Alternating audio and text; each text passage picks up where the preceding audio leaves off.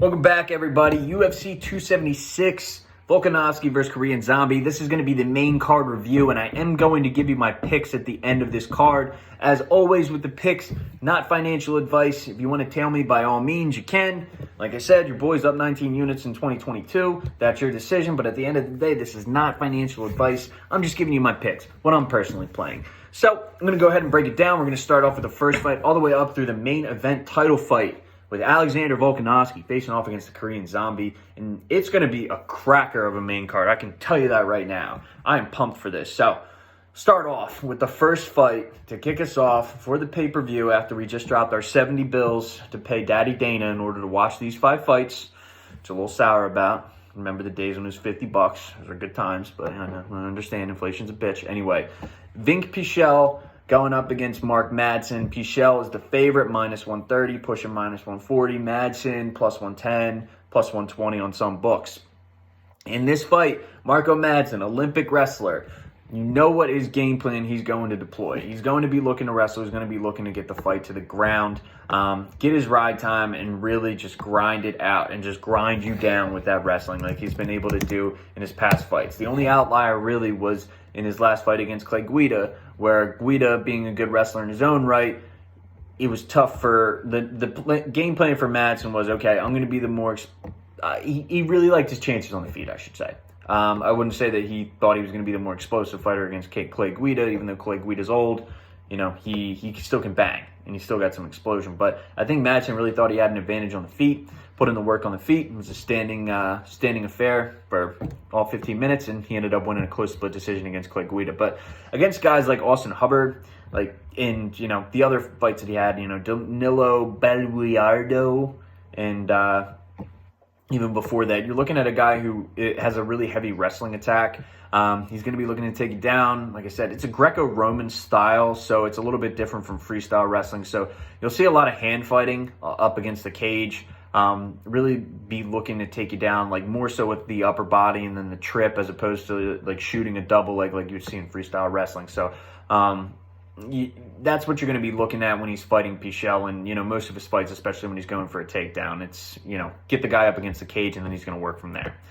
Pichel, on the other hand,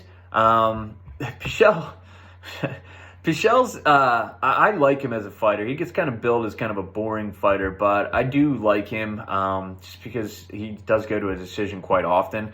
But Pichel, he's going to have the advantage on the feet in this fight. I mean, he's been training at Factory X, Muay Thai, Mark Montoya.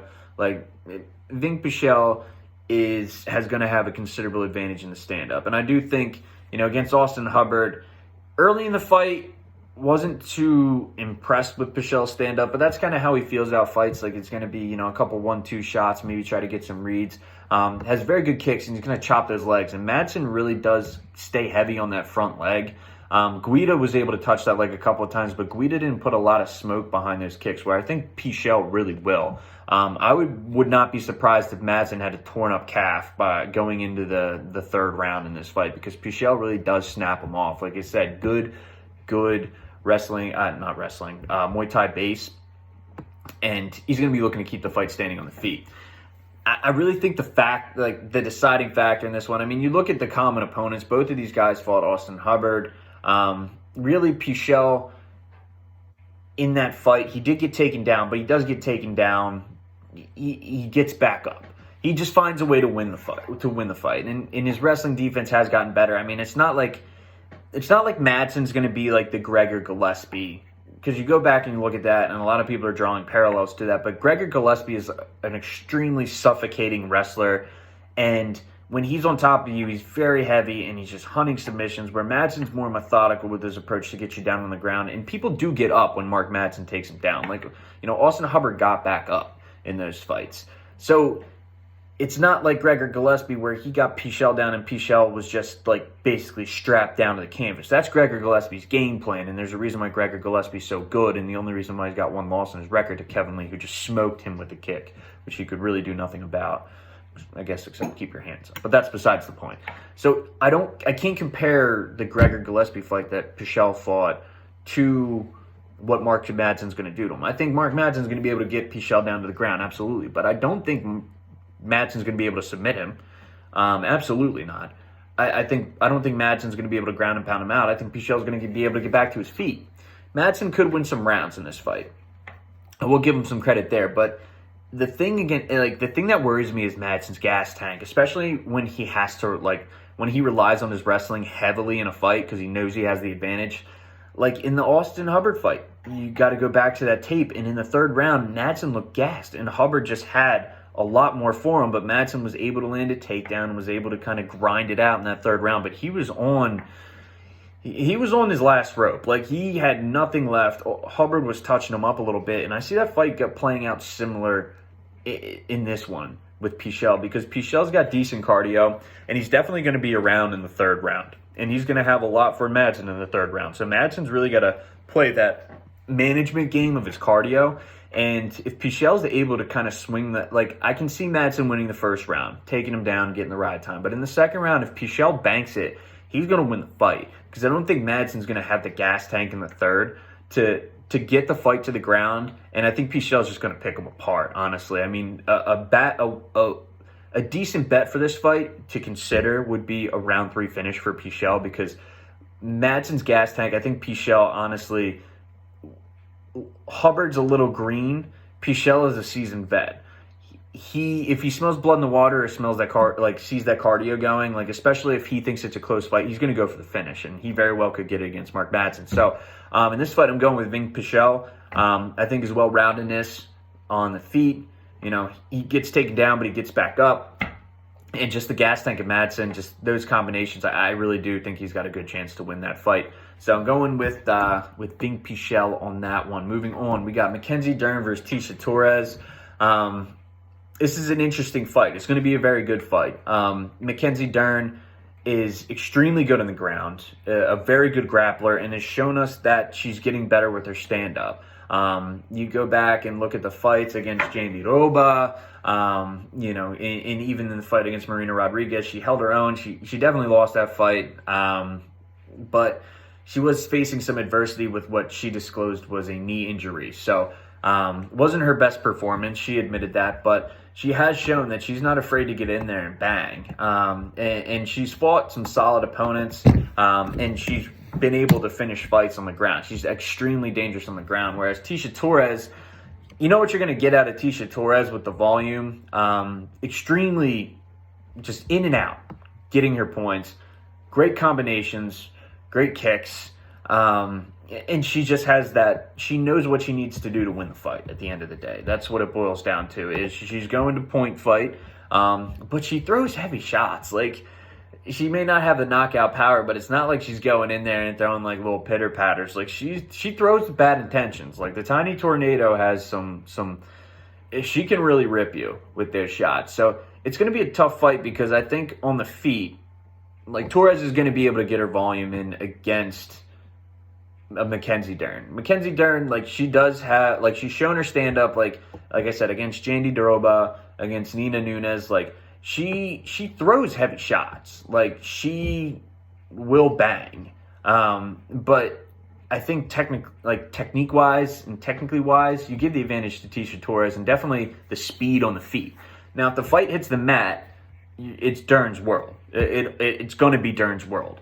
The problem that I have with Dern in this fight against Tecia Torres is, how is she going to get the fight to the ground? Because Dern, as far as her wrestling is concerned, she doesn't have, it's okay, but in a lot of her fights, if you go back and take a look at them, like, especially in, like, for example, like against Amanda Ribas, against Marina Rodriguez, like, the takedown attempts, like, she wasn't able to really secure them, to get them down to the ground. And, like, against Jandy Roba, like, she had success on the feet, but again, like, there really wasn't a time, like, there was a lot of times where she went in for a shot and she wasn't able to get it. Now, Jandy Roba is a good grappler in her own right, but she can get the takedown, but a lot of times people can get back up from the takedown. And that's what Tecia Torres does. She's not one of those girls that's going to go out there and, like, when you get a takedown, she's going to get back. She's going to get on her back, or she's going to concede position and just be like, oh, I'm down on the ground. It's time to grapple now.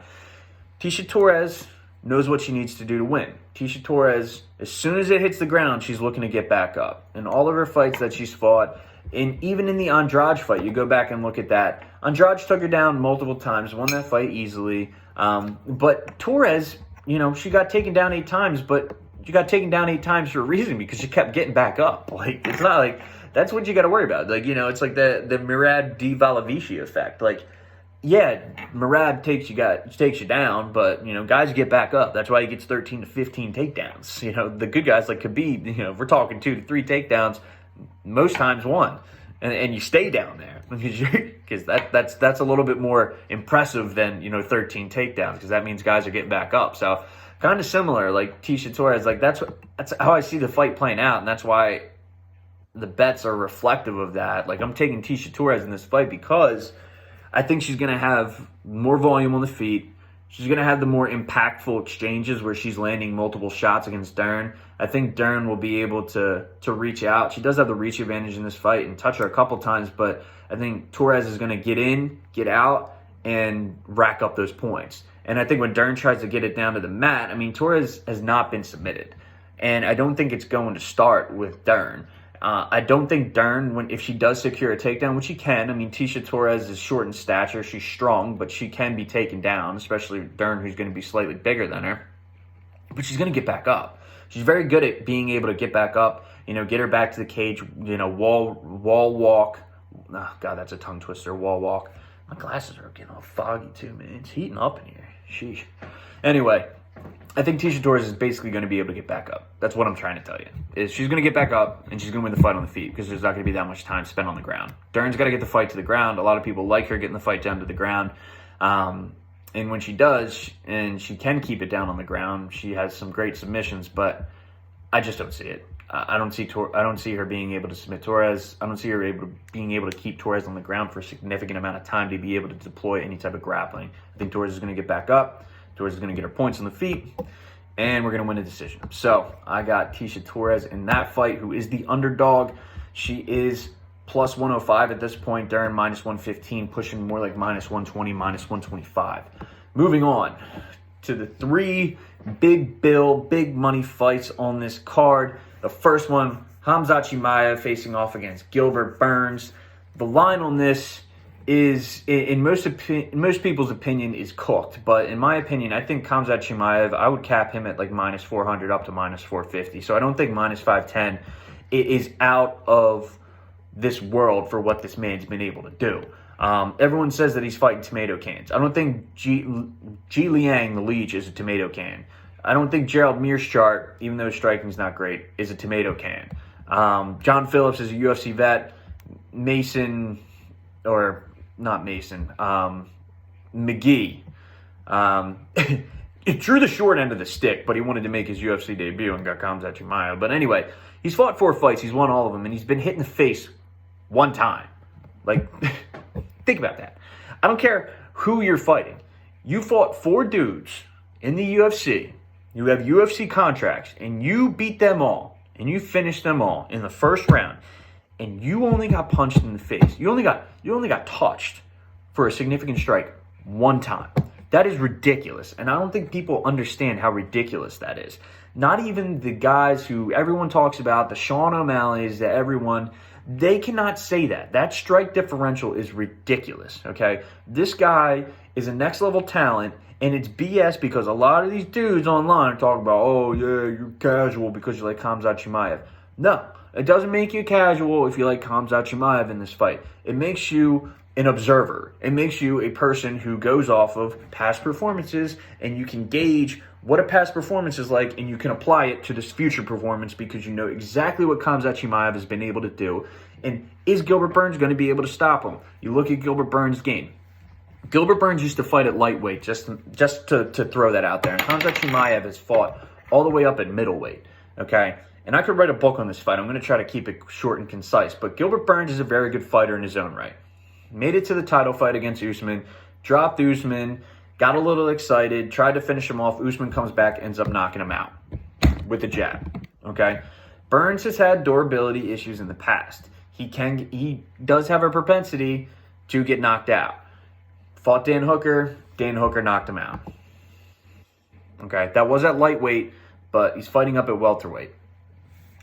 had a good run at welterweight, but I really do think it's coming to an end when it comes out Chimaev, because I think when you look at it, everyone wants to give the advantage to Burns on the feet and act like Burns is some type of knockout artist because he knocked out Damian Maia, and he had a decent performance against Wonder Boy, who he wasn't able to finish, and ended up going to a decision. Size matters, okay? And size matters a lot, especially for a guy who is as suffocating of a wrestler as a Khamzat Chimaev, okay? If you are small, he's going to be able to get in on those double legs. I don't care how good of a grappler you are, pick you up and place you down on your back in side control, like he did against the Leech. And the Leech is bigger than Gilbert Burns, okay? You got a guy who used to fight at cut down the lightweight, who's a big lightweight, who's now, I guess you could say, smaller welterweight, probably normal size for a welterweight. Gilbert Burns is pretty big dude for welterweight. But you got a 6'2" Chimaev who's fought up at middleweight and trains with all middleweights. And he's cutting down to welterweight. He's a gigantic welterweight and a very, very strong welterweight. He'd even be, on the upper echelon of strength with middleweights, just based on what he's been able to do. The jiu-jitsu championships and the high credential of Gilbert Burns in the jiu-jitsu is all well and great. But you go back, and that's the thing, is size. It's all those medals that he won was at 77 kilo. Khamzat Chimaev was winning Sweden national championships in wrestling, went undefeated in every year he wrestled in those. Was the national champion in 3 different weight classes, 77 kilo, it was 80-something kilo, I don't know the metric system. It was 91 kilos this dude wrestled at and won the Swedish national championship. So this dude is strong and good at wrestling, no matter how big the person is, okay? It doesn't matter. And that's why they're like, Gilbert Burns, oh yeah, he's got the advantage on the feet, this and the other thing. He's got his grappling, he's got to watch out for his jiu-jitsu. I say it multiple times, and I don't understand why people get so caught up in the jiu-jitsu. Guys that wrestle like a Khabib, guys that wrestle like Khamzat Chimaev, you're not going to be able to throw up an armbar or a triangle or do whatever you're going to do. If you're on your back, they are so technical with their wrestling and their wrist control and being able to tie up the legs and choosing to keep their hips high and keep you on the ground over punching you in the face. There is literally zero room for you to go. So if you're not heavy, if you're not strong, and you can't explode up through some of those positions where they're going to have the advantage just based on physics with the leverage, the pressure and the body weight control, you're not going to be able to get up. And that's what I just see that happening in this fight. I'm not knocking Gilbert Burns. I think Gilbert Burns is going to be at the top of the welterweight division for years to come. I think he's a good fighter all around. But Chimaev, unless Gilbert Burns lands a knee when Chimaev is going in to shoot and knocks him out cold, I just don't see a path to victory for Burns, because I think Chimaev's going to be able to keep him on the ground. I really do. And when he keeps him on the ground, he's going to land the vicious ground and pound. He's going to soften him up. And I'm not saying he's going to submit him, because Burns is, such a credentialed Brazilian Jiu-Jitsu black belt. He might try to grab a neck, because I could see Chimaev just trying to prove a point, being a blue belt and being considered green in Jiu-Jitsu. But people are playing the Khamzat Chimaev TKO bet. It's plus 165, and I really do think I'd co-sign that. I think that's a solid bet. I really do think he's a generational talent, and people will talk about how great Burns is and try to dissect this and try to make it more than it is. Do not overthink this, okay? Just don't. The worst thing you can do in this fight is overthink it, okay? You got a big dude who's extremely strong, who has wrestled Alexander Gustafsson and 8-0'd him and just ragdolled him, okay? Gilbert Burns used to be lightweight, fighting at welterweight, smaller guy, has been taken down. Damian Maia took him down twice. Yes, he got back up on Damian Maia. Khamzat Chimaev is a completely different animal. We're going Khamzat Chimaev in this, okay? Hands down. Don't overthink it. Don't try to be, oh, I'm cool and etchy. I'm the guy who's going to go against the grain because everyone's picking Khamzat Chimaev and they're a front runner. Don't do it. Don't be that guy. Just throw that out the window. Don't overthink it. Go with Khamzat Chimaev. That's my opinion. Burns goes out, knocks him out, proves me a fool. That's fine. I'm still confident that what I've seen, that Khamzat Chimaev is going to get the job done. Moving on. Peter Yan versus Aljamain Sterling. This is another matchup that everyone's talking about, and people are starting to piss me off about it. Apologize for getting a little angry, but pretty passionate about this card. Like I said before, they already fought, okay? They already fought. I will admit, I went back and watched that fight. It was closer than I remember. Turns out, after drinking 15 beers and watching that fight, the first go-around with the knee, I thought Petr Yan was just absolutely dominating Aljamain Sterling. He was. He definitely was winning that fight, in my opinion. But Sterling did show the volume. He did show that he can get in there and he can definitely take a punch. I mean, Yan dropped him in the first. He got back up, still stayed in his face with volume. And then in the later rounds, like in the fourth round, he started to tire out. The tide's turning for Petr Yan, like absolutely. Sterling's on the ground more often than not. Jan's landed 7 takedowns at this point, and then bam, the flying knee happens. But Yan, the direction of the fight was definitely moving in Jan's favor, and I don't think Sterling was going to be able to come back from that. But when I remember watching that fight, and what over the years not going back and watching it, was just, you know, outside of the round, like after the knockdown, like Petr Yan dominating. And it wasn't like that. Like Aljamain Sterling was still landing some shots, still landing some volume, but Yan was absolutely landing the more significant strikes and was slowly starting to pick them apart. And you could see Aljamain Sterling's gas tank going. But again, everyone's talking about Aljamain Sterling's grappling again. Like he's going to come in and he's going to submit Petr Yan. Like Petr Yan got lucky the first time. I go off facts, and I go off of how the fight went the first time. And even though I'll admit it was a little bit closer than I like to remember, Petr Yan was absolutely going to win this fight. Like just because I said it was closer than I remember, doesn't mean that Petr Yan wasn't in full control of that fight in the later rounds. But there's facts, and here's some facts for you. One guy landed 7 of 7 takedowns. One guy landed 1 takedown on 13 attempts. Petr Yan was the guy who landed 7 takedowns. Aljamain Sterling shot 13 times. It might have even been more. 13 times and landed 1 takedown. And that takedown he landed was in the first round. After that, zilch, nada, zippo, 0. No takedowns. How are you going to submit someone if you don't take him down? Okay? Unless he's going to somehow grab Jan's back and choke him out real quick. I'm sick and tired of hearing this. Petr Yan is on the same level grappling as Aljamain Sterling. If you even look at some of Petr Yan's fights, he fought Magomedov twice. Okay, that's the only guy who gave him a loss in a decision. He came back and avenged that. The grappling exchanges in those fights, before he even got to the UFC, were extremely high level. A guy like Magomedov, who his bread and butter is getting a fight to the ground and getting a submission, Petr Yan did not get submitted.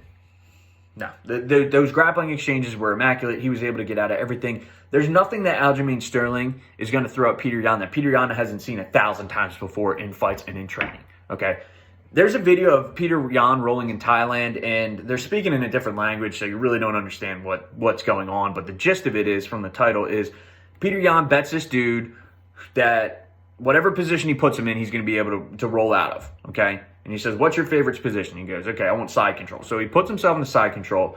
And Petr Yan is grappling with this dude, getting the position back, slowly moving it in his favor. And he's talking shit to the guy the entire time. He's talking about, oh, where we eating tonight, boys? To all his boys. Because the bet was, you got to buy me dinner if I'm able to roll out of it.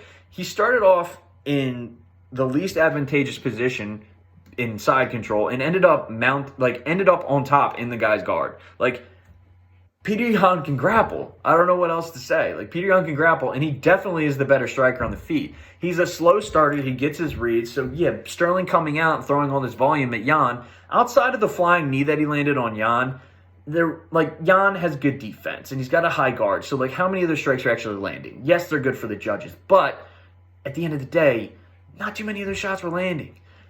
They fought before. Like I said before with Khamzat Chimaev and the Gilbert Burns fight, don't overthink it. Go off of what you know. These dudes already fought. That's all the tape you need to watch. It's just the previous fight. There's no crazy game plan that either can deploy that's going to really change the flow or how they fight. Really, honestly. And if Petr Yan's even been more active. He went and won a fight against Corey Sandhagen. A phenomenal fight. Go back and watch that. Petr Yan, just both of those dudes. I mean, Yan definitely won the fight. There's no doubt about it. But that was a high-level fight, and he's just more fresh. Like, he's been in the octagon. Sterling hasn't fought since. So, the only thing is, Jan's not going to have his corner because they didn't get visas, but honestly, I don't think it's going to matter. You know, he's Russian tough, mentally tough. He's going to win this fight. So, Jan, minus 475. You know, he opened to minus 380, got bet up a ton. I really don't think that's out of the question. People are talking themselves into Aljamain Sterling, and they're going to be disappointed. But if you like him, you can get a plus 350. Honestly, I don't see the appeal. I think Peter Yan's going to win this fight. He's going to be in new. Moving on, we got Alexander Volkanovski and Chan Sung Jung in the main event. So the Korean Zombie getting the title shot. I really do like that. I love the Korean Zombie. Always been a fan of how he fights. He's just a dude that fights exciting fights. Very well-rounded fighter. Really started off his career really young. Like, he's not even that old, to be honest with you. Facing off against Alexander Volkanovski, I would love to see the Korean Zombie get the title. I think he deserves it because he really lost some time in his career where he was serving his country for the military, which sucks because that really just cut out like a good portion of his career when he was a young up-and-coming dude who was looking phenomenal in the game. But it's going to be tough against Alexander Volkanovski. He's arguably, you know, pound for pound, you know, he's knocking on the door as the best pound for pound fighter. Right now with everything that he's been able to do at featherweight. He's a tough opponent. He uses his stand-up. He uses it well. He hand fights well against Max Holloway. You know, I think guys kind of forget that even though he's small, he's got a big reach for a small guy. So he hits people when they don't think they're in range to get hit. He's quick. Like I said, he hand fights and he plays to his strengths, and he's a smart fighter. Against a guy like Korean Zombie, I mean, I really think Korean Zombie gets hit too much. That's where he gets his name. I mean, he's the Korean Zombie. He gets hit and he keeps moving forward. It's tough to put him away. He's a gritty dude. He's got heart.